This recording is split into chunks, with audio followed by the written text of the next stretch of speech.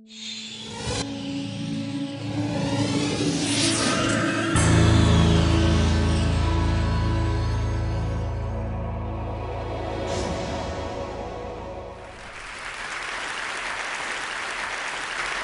a long time, there was me and my body.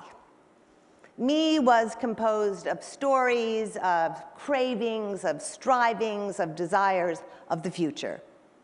Me was trying not to be an outcome of my violent past, but the separation that had already occurred between me and my body was a pretty significant outcome.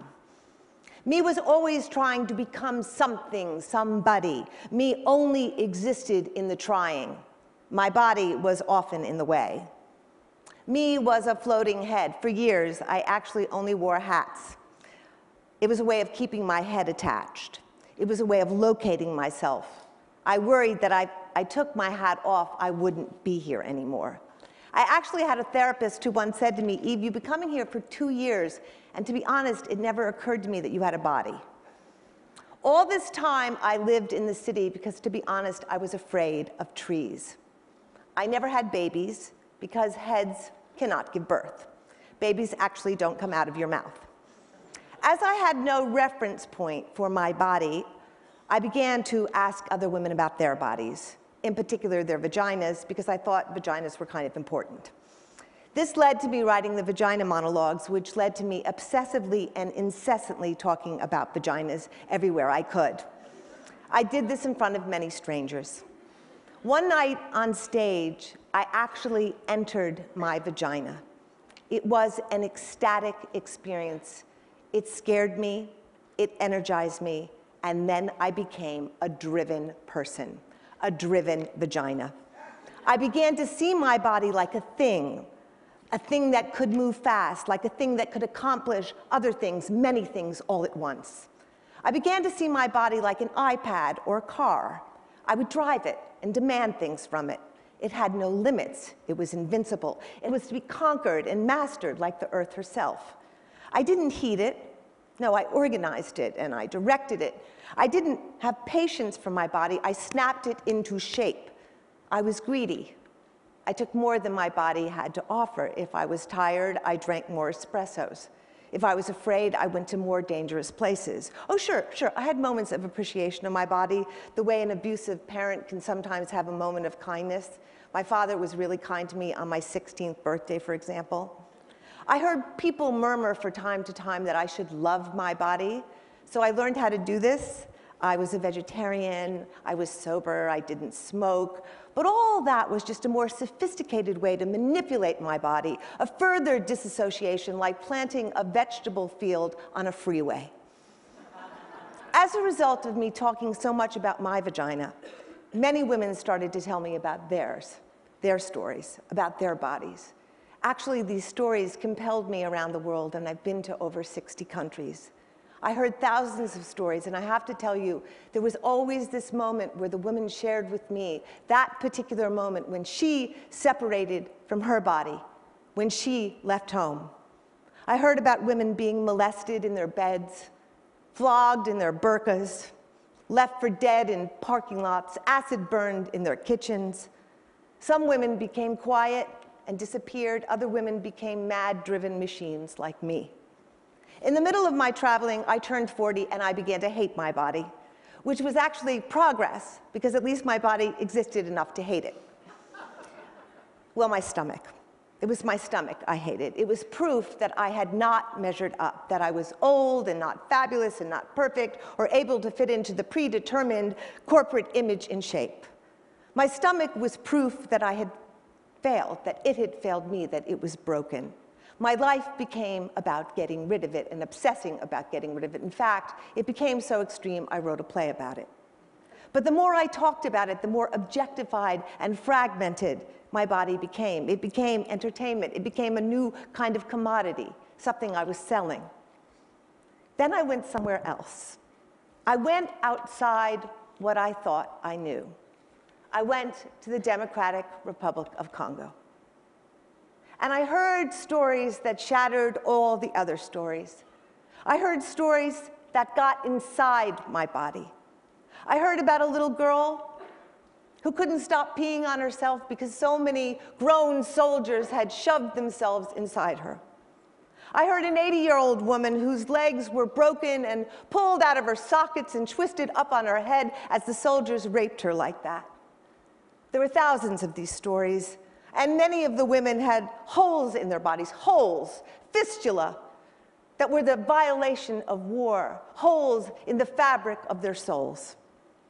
These stories saturated my cells and nerves, and to be honest, I stopped sleeping for 3 years. All the stories began to bleed together. The raping of the earth, the pillaging of minerals, the destruction of vaginas. None of these were separate anymore from each other or me. Militias were raping 6-month-old babies so that countries far away could get access to gold and coltan for their iPhones and computers. My body had not only become a driven machine, but it was responsible now for destroying other women's bodies in its mad quest to make more machines to support the speed and efficiency of my machine. Then I got cancer, or I found out I had cancer. It arrived like a speeding bird smashing into a window pane. Suddenly, I had a body that was pricked and poked and punctured, a body that was cut wide open, a body that had organs removed and transferred and rearranged and reconstructed, a body that was scanned and had tubes shoved down it, a body that was burning from chemicals. Cancer exploded the wall of my disconnection. I suddenly understood that the crisis in my body was the crisis in the world, and it wasn't happening later. It was happening now. Suddenly, my cancer was a cancer that was everywhere, the cancer of cruelty, the cancer of greed, the cancer that gets inside people who live downstream from chemical plants and they're usually poor, the cancer inside the coal miner's lungs, the cancer of stress for not achieving enough, the cancer of buried trauma, the cancer in caged chickens and polluted fish, the cancer in women's uteruses from being raped, the cancer that is everywhere from our carelessness.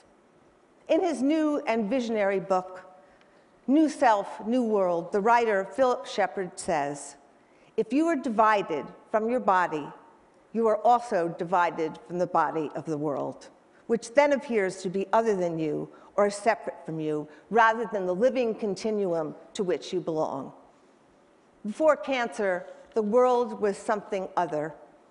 It was as if I was living in a stagnant pool and cancer dynamited the boulder that was separating me from the larger sea. Now I am swimming in it. Now I lay down in the grass and I rub my body in it, and I love the mud on my legs and feet. Now I make a daily pilgrimage to visit a particular weeping willow by the Seine. And I hunger for the green fields in the bush outside Bukavu. And when it rains hard rain, I scream and I run in circles. I know that everything is connected, and the scar that runs the length of my torso is the markings of the earthquake, and I am there with the 3 million in the streets of Port-au-Prince. And the fire that burned in me on day 3 through 6 of chemo is the fire that is burning in the forest of the world.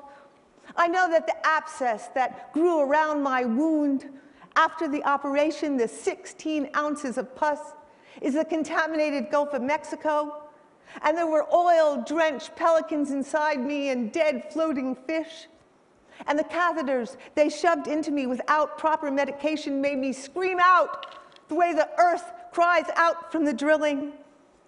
And in my second chemo, my mother got very sick, and I went to see her. And in the name of connectedness, the only thing she wanted before she died was to be brought home by her beloved Gulf of Mexico. So we brought her home, and I prayed that the oil wouldn't wash up on her beach before she died. And gratefully, it didn't. And she died quietly in her favorite place. And a few weeks later, I was in New Orleans, and this beautiful spiritual friend told me she wanted to do a healing for me, and I was honored. And I went to her house, and it was morning, and the morning New Orleans sun was filtering through the curtains.